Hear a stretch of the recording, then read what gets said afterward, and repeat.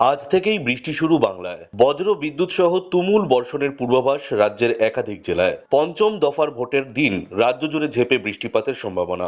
হাওয়া অফিসের তরফ থেকে আগেই জানানো হয়েছিল সোমবার থেকে আবহাওয়ার ব্যাপক বদল হতে চলেছে। রবিবার থেকেই তার খানিক আভাস পাওয়া গিয়েছিল। গতকাল রাজ্যের বেশ কিছু এলাকায় বৃষ্টি হয়েছে। আজ দক্ষিণবঙ্গের প্রত্যেকটি জেলাতেই বৃষ্টির পূর্বাভাস রয়েছে বলে জানিয়েছে আবহাওয়া দপ্তর।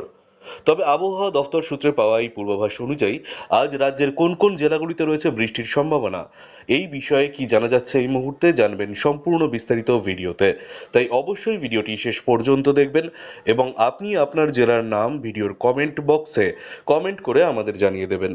আপনার জেলার নতুন কোনো খবর বেরিয়ে এলে আমরা আপনাকে জানিয়ে দেব।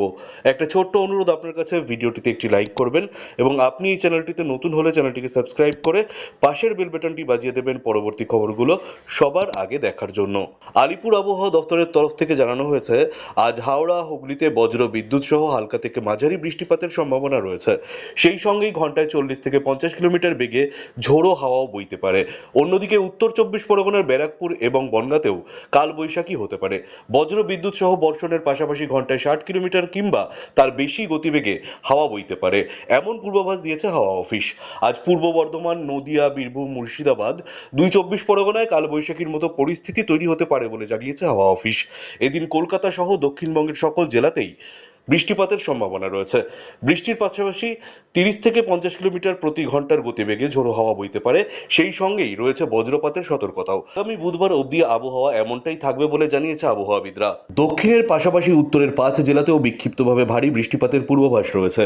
সোমবার এবং মঙ্গলবার কালিম্পং, আলিপুরদুয়ার, কোচবিহার এবং জলপাইগুড়িতে ভারী বৃষ্টির সম্ভাবনা রয়েছে। তবে দিনাজপুর এবং মালদায় দিনের বেলা গরমের অস্বস্তি বজায় থাকবে।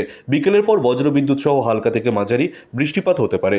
মঙ্গলবার থেকে উত্তরবঙ্গেও বৃষ্টিপাতের কমার পূর্বাভাস রয়েছে। উল্লেখ্য, রবিবার উত্তরের কালিম্পং, দার্জিলিং, কোচবিহার, জলপাইগুড়ির পাশাপাশি দক্ষিণের হুগলি, 24 পরগনা, পুরুলিয়ায় নানা জায়গায় বিক্ষিপ্তভাবে বৃষ্টিপাত হয়েছে। আলিপুর হাওয়া অফিস জানিয়েছে গতকাল দিনের তাপমাত্রা ছিল 36.6 ডিগ্রি সেলসিয়াস, যা কিনা স্বাভাবিকের চেয়ে অল্প